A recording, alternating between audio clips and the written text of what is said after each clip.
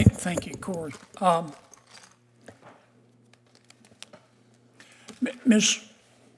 Hernandez, Bailey and Madison are here? Bailey, my oldest daughter, is here, yes. Where's Bailey? Hey, Bailey. Welcome. You were in a federal prison, Ms. Hernandez? Yes, sir. The FCI Tallahassee. And when did the rapes by this federal prison employee of you occur? Just what year? Well, it started in about 2020, and then ended in 2022, August of 2022. Okay. And you reported him, I did, and he was eventually punished. correct. And what was his punishment? 3 months. Was he prosecuted? Yes. I mean, in federal court or state court, if you know? I don't know if it was state court or not. I know it was in Florida. Yeah. And he got 3 months for rape? Yes, sir. Well, that's part of the problem right there. What you allow is what will continue. I I agree. mean, 3 months for rape is absurd, much less for repeated rape. Ms. White, let me ask you a question. You talked about inmates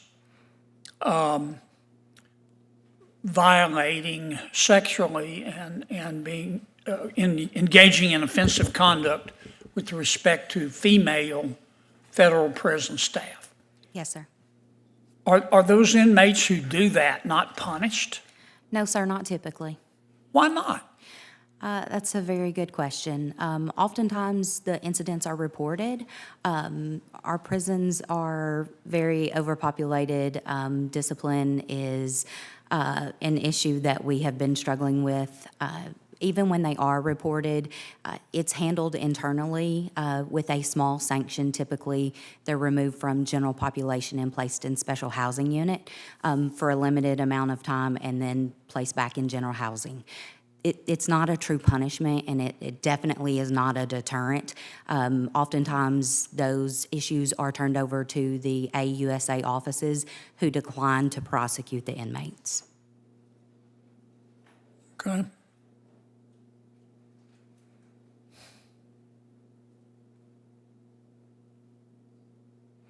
Ms. Bolar, let me ask you a couple questions.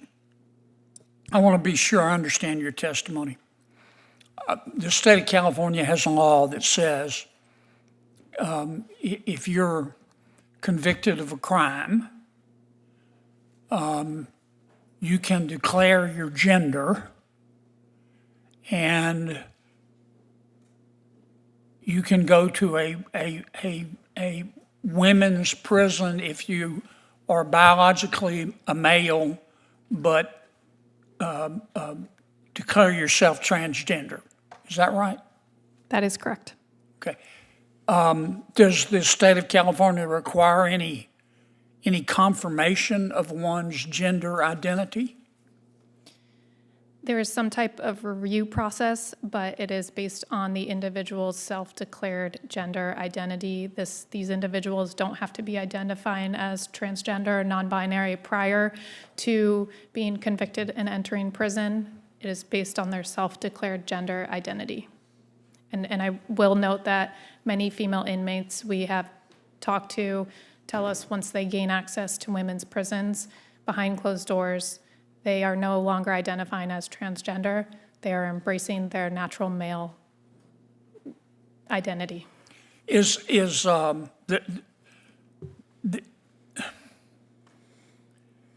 this primarily an issue in California, or does your organization get reports from other states? It is certainly the most pervasive in California, since California was on the forefront, one of the first states in the country to pass this state law. But the BOP also generally recommends housing inmates based on their gender identity. There is, again, a review process there. Wait, you where say the BOPs, that's the federal Federal prison Bureau system? of Prison.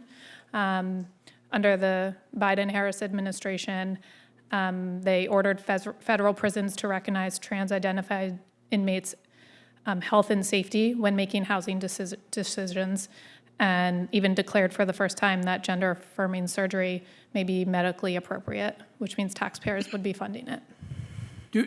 These rapes that you talked about, do we have any idea how many have occurred nationwide? I think that is one of the problems, and that was one of the problems, my understanding, going into PRERA, that there was a lack of reporting. I can tell you in California, state numbers are that 2,186 trans-identified inmates exist in the state.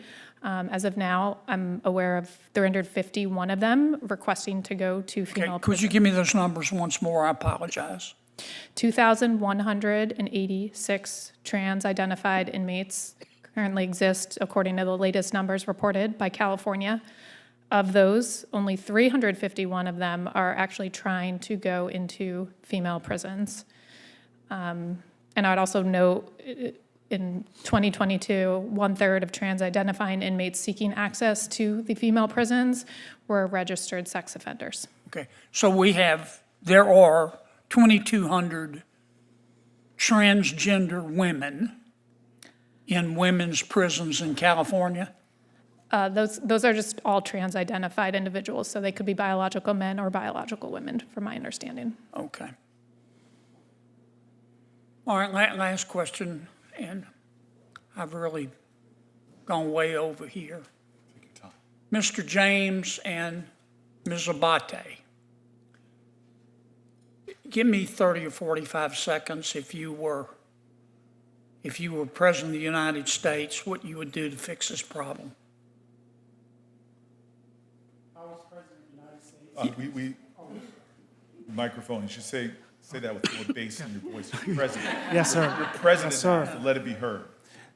As President of the United States, I would do an executive order asking for additional funding for all incarceration facilities across this nation, increase staffing, and push that all correctional facilities have professional employees who are heroes. The reason I would say that is because if you think of the worst things that happens in this country and the worst people who conduct these things, where are they housed? And who is monitoring those individuals where they are? If we look at how we celebrate people in this nation, rightly so, we call our heroes our military, our law enforcement officers, our firefighters, and our EMTs. But we forget the people who monitor the people we call the worst in our country. And so one of the reasons we don't have a robust correctional staffing in this country is because we don't celebrate those people who take the risk to be correctional officers. Well, let me ask you this, Mr. James. Yes, sir. And I don't disagree with anything you said. How about adding to your list, punishing the hell out of people who rape other people in prison?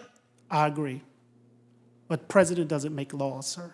Yes, sir, but when you get to be president, I'll bet you can get it done. Yes, sir. Will you vote for me, sir? Yes, sir. We all heard that. Ms. Abbate. Yes, sir. Thank you so much. I'm looking for specific, how do we stop this? So first of all, I think we have to realize that when we over-sentence people for any crimes, we're overpopulating our prisons. At the same time, staffing numbers are dwindling. That is dangerous for incarcerated people. I know, but you can't let people rape other people, whether in prison or outside of prison. So let's focus on what the people involved in this system need. And the people that are in the prisons need access to outside folks so they can have support, so they can report things safely, so that it can receive counseling from community organizations that can translate into when they leave the facility, so they can have that ability to heal from the trauma and process what's happened to them. We need to ensure that staff are provided with what they need to do their jobs, including adequate training, adequate numbers, the ability to take a day off to go see a kid's recital without having to call in sick because you know you won't be allowed to go, thereby forcing other folks to supplement when you need time off. We have to take care of the people in these institutions because as much as some staff are the problem in this area, all staff are the solution. We have to listen to Ms. White, we have to listen to Mr. James, listen to the field what they need. We have to continue our efforts to enforce these PREA standards. They're providing us with the best answer. We've had criminal laws saying you can't rape anybody anywhere. Raping people in custody has always been against everyone's policies, and yet we still needed to, in 2003, pass the Prison Rape Elimination Act. That's outrageous. So that was designed to study, how does it happen? What is it about these systems? And so I urge us to look at those reasons, look at what came from those discussions, bipartisan discussions, PREA Rape Commission and the commissioners, and see what we came up with at the at DOJ, ultimately. I think it provides the best answer and the best way to cure the situation, but we have to have adequate funding and attention, and we have to listen to people, we have to believe them, regardless of what color your uniform is. If it's orange, if it's blue or brown, staff are reporting these things, they know what's going on, they are not being listened to. We've got to hold facility and agency leadership accountable and to take action when they find out about this stuff because they know, and they don't, and that is not okay. And if agencies aren't listening to their leaders, and their staff, you think people didn't know that a warden was raping people? They did. They reported. Nothing happened. How are women ever supposed to come forward? How are men supposed to come forward who've experienced sexual abuse in custody? We have to support the people that work and live in our prisons. Well, I want to thank all of you for being here. I've learned a lot. They're blowing up my phone here. You can't hear it because I put it on silent. Because I've got to be back in my office. So I'm going to have to take leave. I'm asking my staff here and making a note to myself, Ms. Hernandez, I'm going to find out why someone raped you and got 3 months of punishment. Thank you. I'm going to find that out. Okay? That's not right. Thank you. I mean, that's not justice. And I want to thank my friend, Senator Booker, for calling this hearing.